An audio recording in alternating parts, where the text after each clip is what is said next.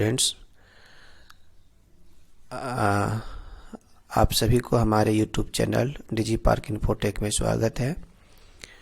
तो आज हम लोग 30 ऑब्जेक्टिव क्वेश्चंस को सॉल्व करने के लिए जा रहे हैं। 30 MCQ क्वेश्चंस को सॉल्व करेंगे। ये 30 ऑब्जेक्टिव क्वेश्चन जो है वो 2 चैप्टर से हम मिक्स किए हुए हैं। पहला जो है वो है हम लोग DBMS डाटाबेस मैनेजमेंट सिस्टम, और दूसरा जो हम लोग का जो है वो है C++ प्रोग्रामिंग लैंग्वेज। ये 2 यूनिट से आज हम क्वेश्चंस को मिक्स करके आप लोगों को बहुत ही इंपॉर्टेंट क्वेश्चंस को बताने जा रहे हैं। ये क्वेश्चंस हमेशा एग्जाम में जैक बोर्ड का एग्जामिनेशन होता है, इसमें हमेशा बराबर पूछते रहता है, और आप सभी प्रीवियस 10-12 ईयर्स के क्वेश्चंस बैंक में ये सारे क्वेश्चंस को आप देख सकते हैं, हमेशा ऐसा पूछे जाते हैं। तो उसी से रिलेटेड ये क्वेश्चंस है जो कि आप इसको देखें, है ना। तो सबसे पहले अब आता है कि पहला क्वेश्चन जो आपके सामने आ रहा है वो है कि C++ इज ये जनरेशन लैंग्वेज। C++ जो कौन सा जनरेशन का लैंग्वेज है, तो इसका जो आंसर होगा हम लोग का वो होगा 4th जनरेशन। चूँकि कंप्यूटर के सभी लैंग्वेज को मुख्य रूप से 2 भाग में इसको डिवाइड किया गया है। जैसा कि आप जानते हैं कि कंप्यूटर का जो लैंग्वेज है, इस लैंग्वेज को मुख्य रूप से 2 भाग में उसको डिवाइड करते हैं ना। फर्स्ट को बोलते हैं लोग लो लेवल लैंग्वेज, और सेकंड को बोलते हैं high level language. Low level language को भी जो है मुख्य रूप से इसको 2 भाग में बांटा गया है। पहला हम लोग बोलते थे फर्स्ट जनरेशन 1G, और सेकंड को बोलते थे 2G सेकंड जनरेशन। उसी प्रकार से हाई लेवल लैंग्वेज को भी जो है वो इसको 2 भाग में बांटा गया है। पहला को बोलते हैं 3rd जनरेशन और सेकंड को बोलते हैं 4th जनरेशन। तो ये जो हाई लेवल लैंग्वेज जो हम लोग का आता है, इसी के अंदर में आता है हम लोग का C++।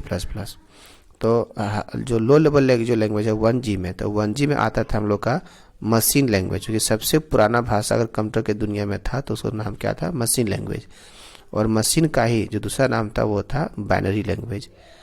तो अगर एग्जाम में अगर पूछा जाए कि फर्स्ट जनरेशन का लैंग्वेज जो है वो क्या था, 1 है ना, तो हम लोग क्या बोलेंगे, बाइनरी लैंग्वेज लोग बोलेंगे इसको। ठीक है। तो मशीन लैंग्वेज और बाइनरी लैंग्वेज जो आता है हम लोग का वो किस में आता है, 1G में। सेकेंड जनरेशन का जो लैंग्वेज था उसमें से एक ही लैंग्वेज आता था जिसका नाम था हम लोग का असेंबली लैंग्वेज, है ना। और जो थर्ड जनरेशन जो है, यहीं से हाई लेवल लैंग्वेज का स्टार्टिंग हो चुका था हम लोग का। ये जो लैंग्वेज है हम लोग का, इसमें से आता था हम लोग का जैसे लोगो हो गया, एक लैंग्वेज था लोगो, पास्कल, ये सब बहुत ही पुराना लैंग्वेज था, है ना। पास्कल हो गया, फोर्ट्रॉन हो गया, बेसिक हो गया, है ना। तो ये सब जो लैंग्वेज था हम लोग का वो किस में आता है हम लोग का, 3rd जनरेशन में। उसके बाद जो हम लोग का आता है 4th जनरेशन में, जो कहा था लोग 4th जनरेशन में, इसमें से और भी लैंग्वेज है C++ के अलावा, जैसे खुद C लैंग्वेज हम लोग का आता था, फिर C++ तो है ही, इसके बाद है जावा था, है ना, फिर .NET एक लैंग्वेज था। इस प्रकार से बहुत सारा लैंग्वेज जो है वो आता है किसी लोग का 4th जनरेशन में। ठीक है, तो पहला क्वेश्चन लोग सॉल्व कर लिए। अगला क्वेश्चन लोग देखते हैं, कहता है विच is not A token of C++ coding. C++ का कौन सा एक टोकन नहीं है। तो हम लोग बताए थे थ्योरी क्लास में कि C++ का टोकन जो होता है वो मुख्य रूप से 5 होता है ना। तो पहला जो टोकन था लोग का वो क्या था, एक कीवर्ड था, कीवर्ड एक टोकन का नाम है। सेकंड जो हम लोग का है वो है आइडेंटिफायर, है ना, आइडेंटिफायर हो गया। तीसरा जो हो गया हम लोग का वो लिटरल्स हो गया, है ना। चौथा जो हो गया हम लोग का वो ऑपरेटर हो गया, और लास्ट जो है वो है हम लोग का पंक्चुएटर्स, है ना। तो इसमें से कहता है कौन सा एक हम लोग का कीवर्ड्स टोकन नहीं है। तो टोकन देखो कांस्टेंट कहीं दूसरा नाम है लिटरल्स, इसलिए कांस्टेंट तो है ही, कीवर्ड्स भी है, ऑपरेटर्स भी है। तो फंक्शन जो है हम लोग का ये कीवर्ड ये टोकन नहीं है, इसलिए सेकेंड नंबर जो क्वेश्चन का आंसर क्या होगा, C नंबर। फंक्शन जो है वो टोकन नहीं है, फंक्शन हम लोग खुद से बनाते भी है ना। तो ये हो गया हम लोग का सेकेंड नंबर क्वेश्चन। अगला जो क्वेश्चन आपके सामने आ रहा है वो कह रहा है कि विच, है ना, कि विच SQL कमांड इज वैलिड। कौन सा SQL कमांड जो वो सही है ना, ये आपको यहाँ पर बताना है। तो कौन सा सही है, तो पहला कह रहा है कि एसक्यूएल कमांड में कि सबसे फर्स्ट जो लाइन में लोग लिखते हैं वो लिखते हैं सेलेक्ट कमांड। तो पहले क्या यहाँ लिखेंगे लोग, पहले सेलेक्ट लिखते हैं, उसके बाद कॉलम का नाम फ्रॉम स्टूडेंट, है ना। तो कमांड जो सही जो एग्जीक्यूट कर जाए, इसका जो सॉफ्टवेयर जो है एसक्यूएल का जो सॉफ्टवेयर है उसमें कौन सा ऑप्शन जो है ए बी सी और डी इसमें से, और जब इसको रन करेंगे तो वो एग्जीक्यूट करेगा, है ना। तो ठीक है, तो यहाँ पर हम लोग फील्ड का नाम देते हैं, जो कि यहाँ फील्ड का नाम में बीच में स्पेस होने दे सकते हैं, इसलिए गलत है। डिस्प्ले हम लोग यूज़ नहीं कर सकते हैं। लिस्ट नेम ये भी यूज नहीं कर सकते। इसमें से कोई भी एक कमांड हम लोग का सही नहीं है, ठीक है। तो यह कह रहा है कि विच एसक्यूएल कमांड इज वैलिड, कौन सही है ना। तो यहाँ पर हम लोग कॉलम का नाम देते हैं, फ्रॉम स्टूडेंट लिखते हैं, है ना। डिस्प्ले तो यूज़ कर ही नहीं सकते हम लोग, डिस्प्ले तो यूज कमांड है नहीं, सेलेक्ट कमांड है। लिस्ट भी यूज नहीं करते, तो इसमें से कोई भी हम लोग का सही नहीं है, ठीक है। अगला जो क्वेश्चन हम लोग के सामने जो आ रहा है वो है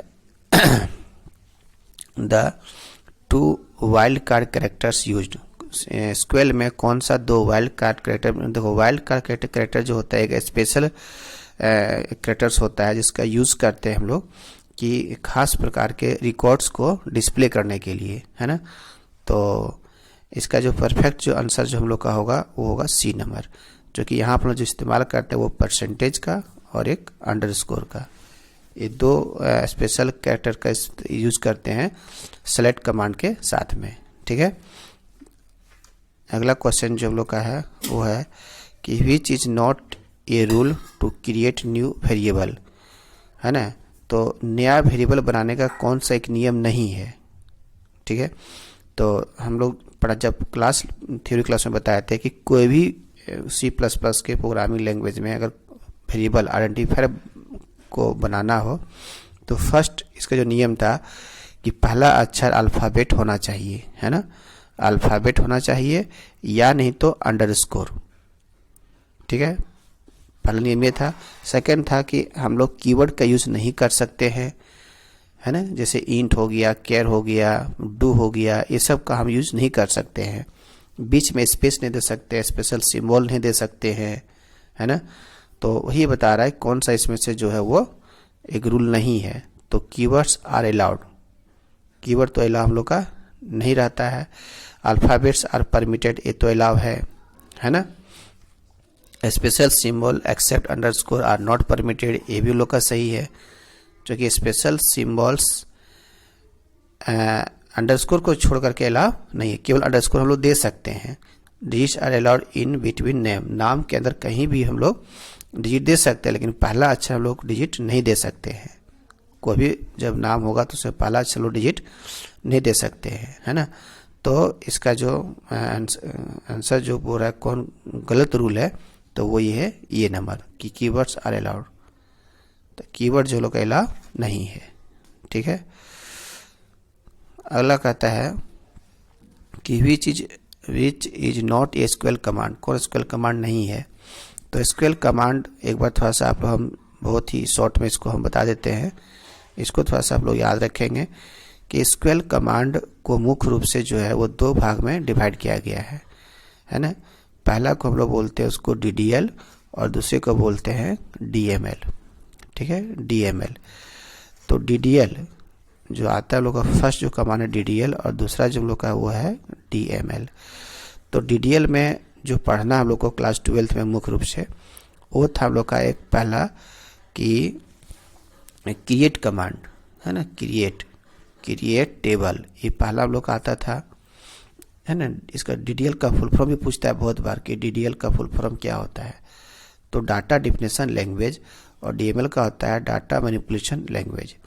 तो क्रिएट टेबल एक कमांड होता है जो कि DDL के ग्रुप में आता है ना।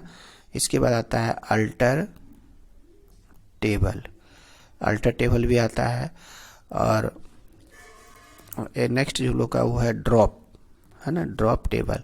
तो ये जो ग्रुप आता है हम लोग का वो आता है DDL के अंदर में, और DML में आता है बहुत सारे, इसमें भी हम लोग का कमांड है, जैसे एक हम लोग का सेलेक्ट कमांड आता है ना, अपडेट आता है ना, और इंसर्ट आता है, डिलीट आता है। तो बेसिक जो मेन डिफरेंस है DDL DML में कि DDL का यूज होता है कि टेबल से रिलेटेड, टेबल को बनाना, टेबल में कुछ मॉडिफिकेशन करना हो तो वो आता है DDL के ग्रुप में। और रिकॉर्ड जो कहते हैं लोग, रिकॉर्ड से रिलेटेड जो भी हम लोग काम करते हैं वो करते हैं किससे, DML से। इस तरह से इसे दो भाग में इसको डिवाइड किया गया है ना। तो कहता है कौन SQL कमांड नहीं है ना। तो इंसर्ट जो हम लोग का, इंसर्ट एक खुद कमांड है, अल्टर टेबल भी एक कमांड का नाम है ना। सेलेक्ट भी एक कमांड का नाम है। ग्रुप बाय एक कमांड नहीं है, ग्रुप बाय जो एक क्लाउज का नाम है ना। एक क्लाउज का नाम है ग्रुप बाय। इसको यूज जो हम लोग करते हैं वो सेलेक्ट के साथ यूज करते हैं, ठीक है।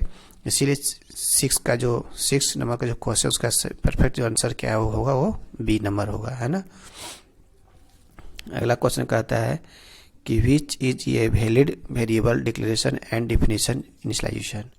जब C++ प्रोग्रामिंग लैंग्वेज में हम लोग निम्नलिखित में कौन सा एक ऑप्शन है जो सही लिखा हुआ है, किसी वेरिएबल को डिक्लेयर करना और उसमें किसी वैल्यू को पुट करना, है ना। तो ये फर्स्ट में गलत है, क्योंकि x = 10 लिखा हुआ ये तो है ना, और उसके बाद हम लोग डिक्लेयर किए हैं, है ना। इसलिए ये आंसर होगा गलत होगा, क्योंकि पहले हम लोग डिक्लेयर करते हैं, पहले ये काम करते हैं, इंट x लिखेंगे और तब x = 10 लिखेंगे, इसलिए गलत है। यहाँ पर क्या है, इंट में x है, फिर सेमीकोलन दे दिए, फिर y = 15 है, तो यह इसलिए गलत है क्योंकि बीच में लोग सेमीकोलन दे दिए। और y को हम लोग डिफाइन नहीं किए कि y किस टाइप का इंटीजर है, कि कैरेक्टर है कि फ्लोट है, जो है ना, इसलिए ये भी लोग का क्या है, गलत है। C नंबर लोग का क्या है, बिल्कुल सही है, क्योंकि C में देखो लिखा हुआ है x का मान 5 है, y का मान 15 है, तो हम यहाँ पर दोनों काम एक ही साथ कर दिए, क्योंकि x और y के बीच में देखो कॉमा का यूज किए हैं, तो x और y को डिफाइन भी कर दिए यहाँ पर इंटीजर टाइप का, और वैल्यू भी पुट कर दिए। तो वैल्यू जो पुट कर देते हैं इसको बोलते हैं इनिशियलाइजेशन। और यहाँ पर जब हमको डाटा टाइप मेंशन कर देते हैं तो ये कहलाता है क्या हम लोग का, डिक्लेरेशन, ठीक है।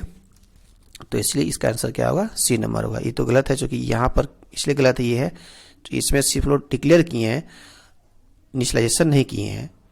और ये क्वेश्चन कह रहा है कि कौन दोनों चीज किया हुआ है, डिक्लेरेशन भी और इनिशियलाइजेशन भी, तो इसीलिए परफेक्ट आंसर क्या होगा, C नंबर होगा, D नंबर नहीं होगा, है ना। अगला जो क्वेश्चन है वो कहता है which SQL clause is use to set condition on a group.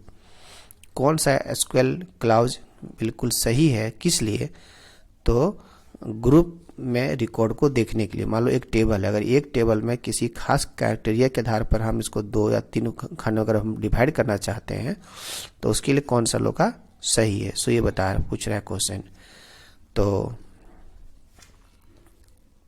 जैसा कि हम जब क्लास में बताए थे कि जब हम लोग किसी ग्रुप से कंडीशन को लगाते हैं तो वेयर के साथ में हम ग्रुप में वेयर जब भी काम करता है तो किसी एक पार्टिकुलर रिकॉर्ड पर काम करता है ना। कि जैसे लोग लिखते थे SQL कमांड में, याद होगा आप लोगों को कि सेलेक्ट स्टार लिखेंगे, फिर यहाँ पर लिखेंगे फ्रॉम, सपोज के लिए स्टूडेंट नाम का एक टेबल है, यहाँ स्टूडेंट टेबल लिख दिए, है ना। उसके बाद यहाँ पर अगर हमको देखना है कि वेयर जिसका मार्क्स ग्रेटर देन यहाँ कर दिए सपोज के लिए 60, तो इसमें से वही स्टूडेंट का रिकॉर्ड आएगा जिस स्टूडेंट का मार्क्स जो है 60 से एबव है। तो ये क्या करता है कि वेयर क्लाउज जो फर्स्ट में जो ऑप्शन दिया हुआ है, ये वेयर क्लाउज क्या करता है कि किसी एक पार्टिकुलर रिकॉर्ड के वैल्यूज को वो मैच करके बताता है, पार्टिकुलर एक ही रिकॉर्ड पर काम करता है, कौन, वेयर। और लाइक क्लाउज क्या करता था, लाइक क्लाउज ये चेक करता था कि हम लोग का कि एक ही नाम का अगर देखना हो कि ये वैसा फील्ड को देखना है जिसमें नाम में कि ये स्टार लगा दिए, है ना, या ये प्रतिशत लगा दिए। इसका मतलब क्या हुआ कि ये परसेंटेज लगाने से क्या हुआ कि ये नाम जितना भी होगा उसको देखने के लिए लाइक क्लाउज का यूज करते थे। ऑर्डर का काम क्या था कि असेंडिंग और डिसेंडिंग में देखने के लिए, इसलिए हैविंग क्लाउज का हम लोग इसमें यूज करेंगे। इसलिए 8 नंबर का जो क्वेश्चन क्या होगा हम लोग का, आंसर D होगा, है ना। अगला क्वेश्चन आता है हम लोग का कि which is a valid SQL query to arrange the result by roll number. Roll number के आधार पर हम लोगों को अपने SQL क्वेरीज को अरेंज करना है, ठीक है। तो हम क्लास में बताए थे इसके लिए जो हम लोग यूज करते थे ऑर्डर बाय क्लाउज का, ऑर्डर बाय क्लाउज का इस्तेमाल करते थे। किस लिए, किसी भी टेबल के रिकॉर्ड को या सेंडिंग है ना, असेंडिंग में या तो डिसेंडिंग में इस रिजल्ट को देखने के लिए, है ना। तो इसके लिए हम लोग फ्रॉम लगा भी सकते हैं, फ्रॉम नहीं लगा सकते, लेकिन यहाँ लगा भी हुआ है तो उसको देखें कि कौन सा बिल्कुल सही है। तो इसमें कहता है कि select star from student short. देखो शॉर्ट क्लाउज, शॉर्ट बाय तो यूज हम लोग करते ही नहीं है, इसलिए ये नंबर का तो होगा नहीं, ठीक। अगला कहता है select star from student order by roll, ठीक है। फिर यहाँ लिखा हुआ C number select star from student by roll, तो केवल यहाँ बाय रोल लिख दिए हैं, तो बाय रोल तो होगा नहीं, क्योंकि ऑर्डर बाय यूज करते हैं और ऑर्डर बाय हम डायरेक्टली यूज नहीं कर सकते। तो डी नंबर जो है और लिखा हुआ यहाँ क्या, ऑर्डर बाय, ऑर्डर बाय को हम डायरेक्टली यूज नहीं कर सकते, इसके लिए हमको सेलेक्ट कमांड लिखना ही पड़ेगा। इसलिए इसका परफेक्ट जो आंसर सही होगा कौन सा होगा, बी नंबर, ठीक है। अगला क्वेश्चन जो हम लोग का है भी चीज़ें कीवर्ड, कौन कीवर्ड है, तो कीवर्ड जो है वो हम लोग का कौन है, फ्लोट, बी नंबर, ठीक है। अगला क्वेश्चन है कि the count star aggregate function जो है इसका काम क्या है, क्या करता है काउंट स्टार। तो काउंट स्टार क्या करता है, ये नंबर ऑफ रोज या रिकॉर्ड्स को काउंट करता है कि एक टेबल में कितना रिकॉर्ड्स हम लोग रखे हुए हैं। मतलब एक टेबल है, इस तरह से एक टेबल है, इसमें से सोनू का, अमन का, रिया का एक रिकॉर्ड, इसको रिकॉर्ड करते हैं, कितना रिकॉर्ड होता है एक टेबल में, उसको गिनने के लिए काउंट स्टार का यूज करते हैं। इसलिए 11 का सही क्या होगा, बी नंबर, ठीक है। अगला कहता है कि C++ लैंग्वेज को डेवलप किया गया था, तो इसका जो आंसर क्या होगा, वो 1980 में डेवलप किया गया था। 12 नंबर क्वेश्चन का आंसर बी होगा।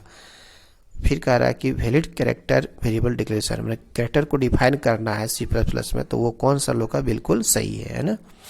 तो वैलिड जो है डिक्लेरेशन हम लोग का, वो देखो ये फर्स्ट में ये गलत है, क्यों, जो कि कैरेक्टर कांस्टेंट को डिफाइन करने के लिए हमेशा सिंगल कोटेशन का यूज करते हैं। तो सिंगल कोटेशन ना ए में है और ना बी में है, ठीक है। तो सी में देखो है प्लस, जो यहाँ लिखा हुआ है एक्स इक्वल टू प्लस और सिंगल कोटेशन, तो प्लस भी एक खुद कैरेक्टर है और हम इसको सिंगल कोटेशन में बंद भी किए हैं और इसके पहले केयर डाटा टाइप का यूज भी किए हुए हैं, इसलिए। और ये डी नंबर इसलिए गलत होगा क्योंकि एक्स इक्वल टू 3 लिखा हुआ, लेकिन डबल कोटेशन से बंद है। डबल कोटेशन लोग बंद कहाँ करते हैं, स्ट्रिंग कांस्टेंट में, इसीलिए इसका जो परफेक्ट जो सही क्या होगा, वो सी होगा, ठीक है। आपको आता है एस्केप सीक्वेंस कैरेक्टर कौन सा हम लोग का है, तो escape sequence character, escape sequence character एक प्रकार का स्पेशल कैरेक्टर होता है ना, जिसको यूज करने से पहले हम लोगों को एक बैकवर्ड स्लैश का यूज करते हैं।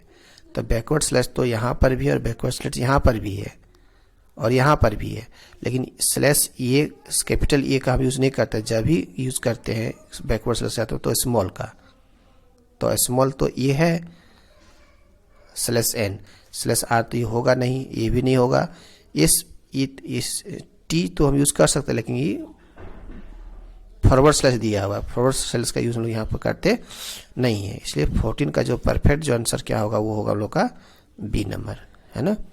आगे चलते हैं, ये string constant are written with in, string constant जब भी लिखाता है C++ में तो किस में लिखाता है, डबल कोटेशन में, सिंगल में, एस्केप सीक्वेंस में।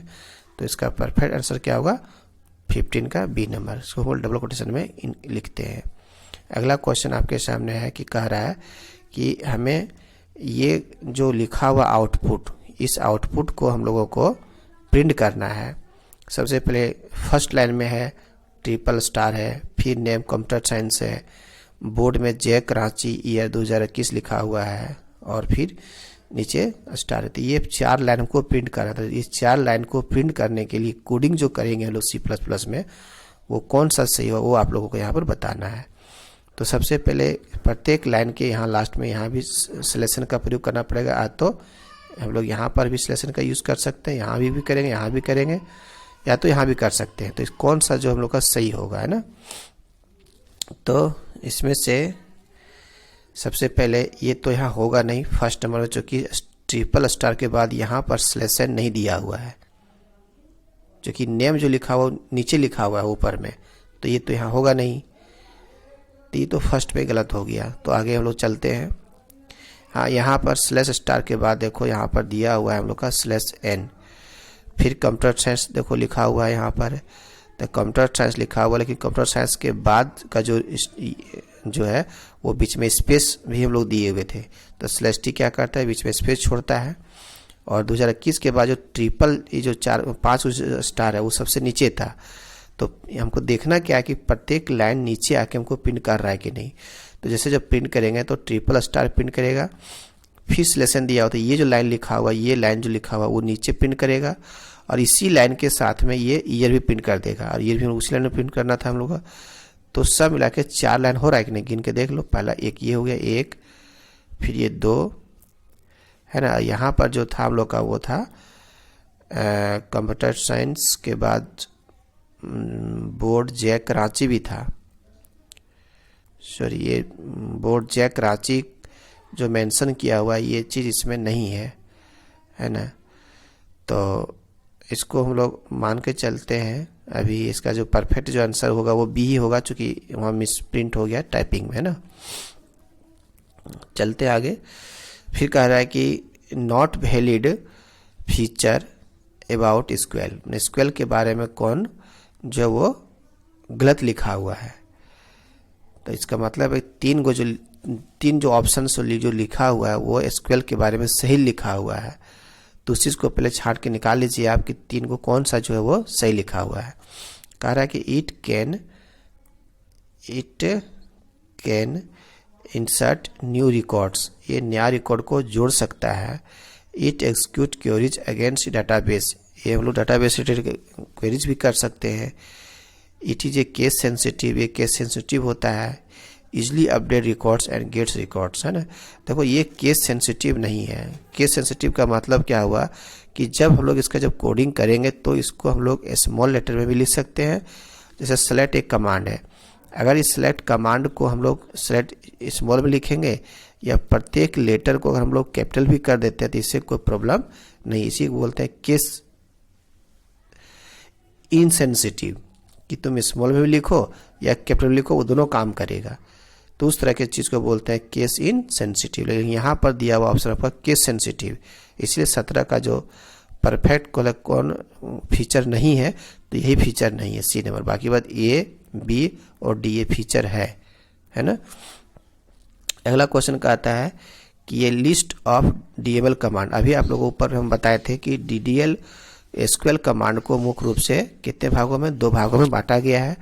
पहला एक डीडीएल और दूसरा डीएमएल, है ना। तो डीएमएल कमांड का, डीएमएल का मतलब हुआ कि रिकॉर्ड से रिलेटेड, मैं रिकॉर्ड को ऐड करना हो, हटाना हो, डिस्प्ले करना हो, देखना हो, तो ये सब रिकॉर्ड से रिलेटेड जो भी काम करना वो आता है डीएमएल में। तो कौन डीएमएल का ग्रुप में है तो वो देखना है। तो इसमें परफेक्ट जो आंसर क्या होगा वो होगा बी नंबर, क्योंकि बी नंबर में लिखा हुआ है सेलेक्ट भी लिखा हुआ है, इंसर्ट भी है, अपडेट भी है और डिलीट भी है। लेकिन अल्टर टेबल, सी में देखो अल्टर टेबल आ गया तो इसलिए सी नंबर गलत है। क्रिएट टेबल के साथ में अपडेट लग गया तो ये होगा नहीं, इसलिए परफेक्ट आंसर क्या होगा, बी नंबर होगा। यही हम लोग का एक ग्रुप है किसका, डीएमएल कमांड का, ठीक है। अगला क्वेश्चन आता है कि the number of attributes is called, है ना। तो आप लोगों को हम बताए थे कि जैसे कोई एक टेबल है, टेबल का ही यहाँ पर एक जो नाम है इसको बोलते, ये बहुत इंपॉर्टेंट क्वेश्चन है। ये हमेशा आप एसक्यूएल से रिलेटेड में, एसक्यूएल के चैप्टर में, डाटाबेस के चैप्टर में ये प्रत्येक ईयर ये क्वेश्चन को पूछता है कि टेबल को यहाँ पर क्या कहते हैं, रिलेशन कहते हैं, और जो कॉलम होता है, कॉलम को यहाँ पर बोलते हैं एट्रीब्यूट्स। ये हम थोड़ा सा बहुत ही संक्षेप में इसको बता दे रहे हैं, इसको आप लोग ध्यान में रखेंगे कि कॉलम को यहाँ क्या बोलते हैं, एट्रीब्यूट कहते हैं। और जो रिकॉर्ड होता है इसको यहाँ हम लोग बोलते हैं टपल बोलते हैं रिकॉर्ड को, मतलब रो को यहाँ क्या बोलते हैं लोग, टपल बोलते हैं। और अगर बात करें हम लोग कि अगर सभी रिकॉर्ड, सभी एट्रीब्यूट को ग्रुप में अगर कहें तो उसको कहते हैं लोग डिग्री कहते हैं। उसको क्या बोलते हैं लोग, डिग्री। नंबर ऑफ कॉलम्स को क्या, जैसे यहाँ अगर पूछा जाए इस टेबल में कितना डिग्री है तो क्या बोलेंगे, 3। क्यों, क्योंकि फर्स्ट ये हो गया, सेकंड ये हो गया, थर्ड ये हो गया। और इसको कहते हैं क्या हम लोग, टपल कहते हैं। लेकिन एक समूह में अगर बात करें तो उसको कहेंगे क्या हम लोग, कार्डिनलिटी कहेंगे। तो इसका क्वेश्चन कह रहा है कि एट्रीब्यूट्स किसको कहा जाता है यहाँ पर, नंबर ऑफ एट्रीब्यूट्स, सभी कॉलम को गिन करके उसको क्या बोलते हैं, डिग्री कहते हैं, है ना। तो इसका आंसर क्या होगा, ये हमको लोग 19 का ये नंबर होगा। ठीक, अगला क्वेश्चन कह रहा है कि ये set of relational operator in C++ language, C++ language में रिलेशनल ऑपरेटर का समूह जो है वो हम लोग का वो कौन सा है ना, रिलेशनल ऑपरेटर। तो इसमें से जो परफेक्ट जो आंसर जो हम लोग का होगा ये नंबर होगा, क्योंकि इसमें less than greater equal to भी है, ग्रेटर देन इक्वल टू है, नॉट इक्वल टू है, डबल इक्वल है और लेस देन है। तो ये जो समूह जो आता है लोग का वो रिलेशनल के ग्रुप में आता है, इसीलिए 20 का ये नंबर सही होगा। अगला क्वेश्चन आता है कि the binary operator are, binary operator किसे कहते हैं, ये कौन सा इसमें से है। तो बाइनरी ऑपरेटर उस, देखो हम पहले बता दिए थे कि C++ के जितना भी ऑपरेटर होता है उसको मुख्य रूप से इसको 3 भाग में बांटा गया है। पहला को लोग बोलते हैं इसको यूनरी ऑपरेटर, पहला क्या बोलते हैं, यूनरी ऑपरेटर। दूसरा हम बताए थे बाइनरी ऑपरेटर, और तीसरा जो होता है वो होता है टर्नरी ऑपरेटर, है ना। तो यूनरी ऑपरेटर उस ऑपरेटर को कहते हैं जो हमेशा सिंगल ऑपरेंड को लेता है एक्सेस करने के लिए, किसी भी मैनिपुलेशन करना हो तो यदि एक वैसा ऑपरेंड जो सिंगल ऑपरेटर को लेता हो उसको कहते हैं लोग यूनरी ऑपरेटर। जैसे प्लस प्लस, प्लस प्लस जो है एक हम लोग का ऑपरेटर का नाम है, जो इसके पहले या बाद में हम एक ही ऑपरेंड दे सकते हैं। जैसे सपोज के लिए एक्स प्लस प्लस, तो जो प्लस प्लस जो ऑपरेटर जो है ये इसको कहते हैं बाइनरी, यूनरी कहते हैं, क्योंकि ये एक ही ऑपरेंड को लिया। और बाइनरी ऑपरेटर कहते हैं कि जो हमेशा 2 ऑपरेंड को लेता है। जैसे अगर लिखते हैं इस तरह से कि x प्लस वाई, तो प्लस जो है ये लेफ्ट साइड में x को लिया और राइट साइड में भी y को लिया, तो इसको ऑपरेंड कहते हैं, और प्लस को ऑपरेटर कहते हैं। और टर्नरी जो हमेशा 3 ऑपरेंड लेता है काम करने के लिए, है ना। तो यहाँ कह रहा है कि कौन बाइनरी ऑपरेटर है। तो बाइनरी जो ऑपरेटर जो है, देखो पहला जो है हम लोग का क्या है, ये टर्नरी ऑपरेटर है। सेकेंड जो है वो हम लोग का यूनरी ऑपरेटर है, और ये जो है देखो प्लस है, लेस देन है, माइनस है, मल्टीप्लाई है, जो ये जो सेट जो हम लोग का ये है हम लोग बाइनरी, इसलिए कि इसका होगा बी नंबर सही होगा। अगला आता है कि valid print statement in C++ program. तो प्रिंट जैसे x का मान 10 है, इसको हमको प्रिंट करना है, तो इसके लिए सही जो लिखा हुआ कौन सा लिखा हुआ है। तो ब्रैकेट तो यूज़ करते नहीं है सी आउट के साथ में यहाँ पर, और सी आउट के साथ में ये जो है इसको बोलते हैं इनपुट इंसर्शन ऑपरेटर का यूज़ करते नहीं है। तो आंसर जो होगा परफेक्ट वो क्या होगा, सी नंबर होगा, है ना, 22 का सी। फिर कह रहा है कि C++ करेक्ट C++ एक्सप्रेशन मतलब C++ के लैंग्वेज के अनुसार से कौन सा एक्सप्रेशन जो लिखा हुआ सही लिखा हुआ है। तो हम यहाँ पर स्क्वायर में तो लिख नहीं सकते हैं, पाई का सिंबल भी इन्हें दे सकते हैं। हम यहाँ पर पाई का सिंबल कीबोर्ड से टाइप नहीं कर सकते हैं, और पावर में यहाँ कभी लिख ही नहीं सकते हैं, है ना। इसलिए ये तो गलत है हम लोग का। सी नंबर में क्या है कि देखो डिवाइड भी नहीं कर सकते हैं इसे, पावर तो लिख ही नहीं सकते, इसलिए इसे परफेक्ट आंसर क्या होगा, बी नंबर होगा। अगला नेक्स्ट क्वेश्चन जो है वह in which direction does the assignment operation will take place. Assignment जो ऑपरेटर जो होता है वो किस डायरेक्शन में हमेशा काम करता है। असाइनमेंट ऑपरेटर को हम लोग कहते हैं इक्वल टू जब भी काम करता है तो हमेशा ये राइट टू लेफ्ट काम करता है ना। कैसे उस चीज़ को आप ध्यान से एक बार देख लें। ये हम लोग बताए थे priority and presidency of operator का जो पढ़ाए थे उसमें हम इसको बताए थे, है ना। तो देखो जैसे सपोज के लिए यहाँ पर लिखे हुए इंट में x का जो मान सपोज के लिए यहाँ पर हम 3 दिए हैं, है ना, और यहाँ पर एक वेरिएबल है a, यहाँ b और यहाँ पर है c।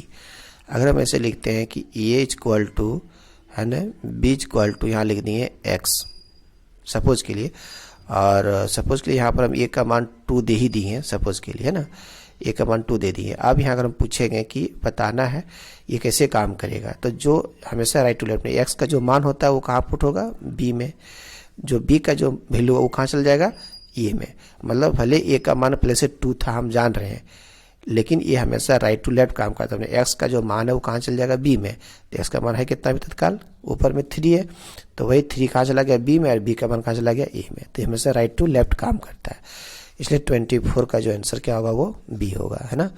अगला क्वेश्चन कहता है 25 नंबर क्वेश्चन है, कहता है what will be the output of the flowing. इससे इस क्वेश्चन हमेशा एग्जाम में पूछा जाता है ना, कि आउटपुट एक तो रहेगा एग्जाम में हम लोग का। तो सबसे पहले इस कोडिंग को अगर देखें ध्यान से, तो यहाँ लिखा हुआ ए का मान 10 है और बी का मान 4 है। तो बी का हम यहाँ पर भले ही ए का मान पहले हम इनिशलाइज किए थे 10, ए में चला गया, लेकिन जब सेकेंड लाइन में यहाँ क्या लिखे, ए इक्वल टू बी लिखे, ए इक्वल टू बी लिखे, इसका मतलब हुआ कि बी का वैल्यू कहाँ जा रहा है, ए में कॉपी हो रहा है। बी का मान तो 4 रहेगा, लेकिन बी का मान कॉपी हो रहा है कहाँ पर, ए में। तो ये का इस लाइन में इसका जो रिजल्ट हो गया वो कितना हो गया हम लोग का, ए का मान यहाँ कितना हो गया, 4 हो गया, और बी का मान फिर से यहाँ कितना कर दिया, 7 कर दिए, है ना। अब यहाँ पूछ रहा है कि क्या प्रिंट करेगा, तो ए इक्वल टू यहाँ ए प्रिंट कर रहा है, तो ए का मान यहाँ कितना प्रिंट कर रहा है, 4, और बी इक्वल टू कर रहे हैं यहाँ बी, तो बी का मान यहाँ नीचे कितना हो गया, 7 हो गया। तो देखेंगे कि ए इक्वल टू 4 और बी इक्वल टू 7 वो किस में है, तो ए इक्वल टू देखो 4 यहाँ है, बी इक्वल टू 7 यहाँ, इसलिए इसका आंसर क्या होगा, ये नंबर होगा। इसलिए इसमें कंफ्यूजन इस बात को लेकर के हो रहा है यहाँ पर कि ए का मान पहले से यहाँ पर हम 10 दिए थे, अभी का मान 4 था, लेकिन जब यहाँ प्रिंट कर रहा है तो इसका मतलब ये नहीं कि ए का मान यहाँ 10 प्रिंट करेगा। क्यों, इसलिए ए का मान यहाँ 10 प्रिंट नहीं करेगा, क्योंकि बी का मान हम ए में पुट यहाँ कर चुके हैं। तो जो बी का मान यहाँ 4 था वो कहाँ चल जा रहा है, ए में। तो ए का मान जो 10 पहले से दिए थे वो खत्म हो गया, है ना। तो इसलिए इसका आंसर क्या होगा हम लोग का, ये नंबर होगा। इस प्रकार से हमेशा एग्जाम में पूछा जाता है आउटपुट। फिर कह रहा है कि करेक्ट आउटपुट क्या होगा, ए बी सी तीन को इंटीजर टाइप का वेरिएबल है और तीनों में कोई वैल्यू नहीं है। और एक याद रखेंगे एक चीज़, जैसे सपोज के लिए इंट ए बी सी में कुछ अगर नहीं लिखा हुआ, सपोज यहाँ इंट में एक्स एक वेरिएबल है और यहाँ पर हम लिखे हैं सी आउट में एक्स, ये क्या प्रिंट करेगा, एक्स का जब मान यहाँ कुछ हम दिए नहीं है तो क्या प्रिंट करेगा, है ना। तो इसको कहते हैं गार्बेज वैल्यू कहते हैं। क्या इसको बोलते हैं, गार्बेज वैल्यू। और गार्बेज वैल्यू को कहते हैं अननोन नंबर। जब किसी वेरिएबल में कोई वैल्यू को हम इनिशियलाइज नहीं करते हैं और उसको हम प्रिंट कर देते हैं, तो वो अननोन वैल्यू कोई भी वैल्यू को मेमोरी से वो क्या करता है, उठा लेता है और प्रिंट करके दिखा देता है। इसको बोलते हैं गार्बेज वैल्यू। लेकिन यहाँ पर क्या है कि हम ये जो लिखे हुए हैं ए बी सी तीनों ब्लैंक है, खाली है, और अब क्या किए 2 को पुट किए ए में और 7 को बी में। अब इसको हम यहाँ यूज़ किए हैं, इसको बोलते हैं कंडीशनल ऑपरेटर या तो टर्नरी ऑपरेटर। ये क्या करता है, किसी कंडीशन को चेक करता है। अगर ये कंडीशन यहाँ जो देंगे वो कंडीशन टेस्ट एक्सप्रेशन जो देंगे, अगर वो कंडीशन ट्रू होगा तो इसको बोलते हैं ट्रू पार्ट या बोलते हैं फॉल्स पार्ट। तो यहाँ पर ए का मान 2 है और बी का मान 7 है, तो 2 क्या बड़ा है बी से, नहीं, तो फॉल्स, तो फॉल्स पार्ट कहाँ यहाँ पर आ जाएगा। तो बी का मान ऊपर में 7 है, ए का मान 10 है, तो 7 2 जा 14 हो गया। तब 14 जो है वो कहाँ चला गया, यही जो वैल्यू यहाँ पर वो इवेलुएट किया, ये वैल्यू कहाँ चला गया, सी में जाके बैठा दिए। तो सी का जो न्यू वैल्यू हो गया वो कितना हो गया हम लोग का 14। तो 14 इसमें से दिया हुआ ऑप्शन में है, इसलिए क्या होगा, सी नंबर इसका सही होगा। अगला 27 नंबर क्वेश्चन कहता है विच ऑपरेटर रिक्वायर्स 3 ऑपरेंड्स। कौन सा ऐसा ऑपरेटर है जो 3 को ऑपरेंड्स लेता है। तो 3 ऑपरेंड जो लेता है वो किसको बोलते हैं, टर्नरी को बोलते हैं। तो इसको 70 से क्या होगा, सी नंबर होगा, है ना। चलो अगला क्वेश्चन कह रहा है 28 number, how many primary keys can have in ये टेबल। एक टेबल में कितने प्राइमरी की हम अप्लाई कर सकते हैं। सपोज के लिए प्राइमरी की हम बताए थे, उस फील्ड को में सेट करते हैं जिस फील्ड में हम चाहते हैं कि डुप्लीकेट एंट्री नहीं हो। तो जब भी हम लोग को टेबल, जब न्यू टेबल बनाते हैं डाटाबेस एसक्यूएल में, तो उसमें एक ही में हम प्राइमरी की सेट कर सकते हैं। अगर हम 2 कॉलम में सेट करेंगे तो वो एक्सेप्ट नहीं करेगा, एक ऑटोमेटिक रिलीज हो जाएगा, छूट जाएगा और सेकंड में लग जाएगा, जिसमें अप्लाई करेंगे उसी में लग जाएगा। इसलिए इसका आंसर क्या होगा हम लोग का, ओनली 1 होगा। फिर कह रहा है अगला क्वेश्चन 29 क्वेश्चन कह रहा है कि which of the following is not constant condition in SQL. कौन सा ऐसा जो है जिसमें हम लोग इसको लगाते नहीं है, कॉन्स्ट कंडीशन नहीं लगाते हैं, ठीक है। तो which of the following is not constant condition in SQL, primary की, नॉट नल, चेक और यूनियन। तो हम लोग प्राइमरी की तो सेट करते ही करते हैं, नॉट नल भी सेट करते हैं, चेक लगाते हैं। यूनियन नाम का यहाँ कोई नहीं है कंडीशन जो हम एसक्यूएल कमांड में लगाते हैं, ठीक है। इसलिए इसका 29 का क्या होगा, डी नंबर सही होगा। लास्ट क्वेश्चन जो आपके सामने आ रहा है, एक आ रहा है कि which statement is use to get all data from the student table whose name start with P. तो अभी हम इस कुछ आगे हम बताए थे कि इसके लिए लोग प्रयोग करते हैं लाइक क्लाउज का। अगर लाइक क्लाउज क्या करता है कि एक ही टाइप के वैल्यूज को अगर मैच करना हो तो उसके लिए लोग लाइक का प्रयोग करते हैं। जैसे इसमें दो तरह का कीवर्ड का यूज हम लोग करते हैं, स्पेशल आता है कैरेक्टर, एक आता है परसेंटेज, एक आता है अंडरस्कोर।